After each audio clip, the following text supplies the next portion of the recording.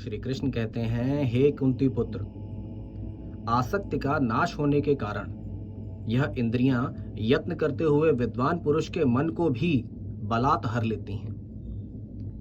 इंद्रियों के विषयों से हटना अति कठिन चुनौती है, क्योंकि इंद्रियां अति बलशाली हैं। विद्वान मनुष्य कई बार स्खलित हो जाते हैं। इसीलिए भगवान श्री कृष्ण सावधान कर रहे हैं कि जब तक साधक सिद्ध न हो जाए, यह भय सर्वदा समक्ष रहता है।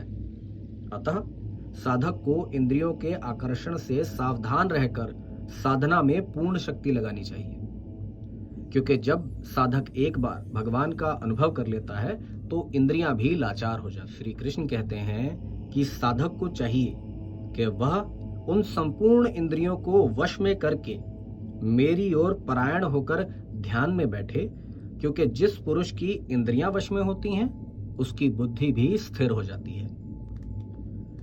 इंद्रियों को वश में करना सरल चुनौती नहीं है, अतः साधक को इनको वश में करने का प्रयास करते रहना चाहिए। ऐसा सोचें कि ईश्वर ही मुझे इंद्रियों को वश में करने का बल अथवा सक्षमता प्रदान कर सकते हैं, क्योंकि यह चुनौती अहंकार से नियंत्रित नहीं होती।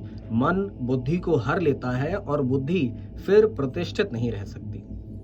अतः इस प्रयास में ईश्वर की कृपा अत्यंत आवश्यक है।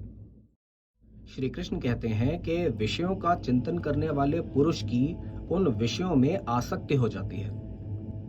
आसक्ति से उन विषयों की कामना उत्पन्न होती है और कामना में विघ्न पड़ने से क्रोध उत्पन्न होता है।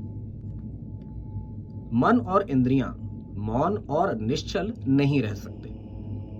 यदि साधक मन को ईश्वर परायण नहीं करेगा तो मन विषयों की ओर दौड़ेगा ही दौड़ेगा। जो मन को विषयों में आसक्त कर लेता है उसकी कामना बढ़ती ही जाती है। जब वासनाएं और कामनाएं पूर्ण नहीं होती तो क्रोध उत्पन्न होता है, क्योंकि कामना का स्वरूप रजोगुणमय है और क्रोध का तामसिक। यह दोनों गुण हानिकारक हैं। इन दोनों गुणों से वियुक्त होने के लिए सत्व गुण में प्रतिष्ठित होना आवश्यक है।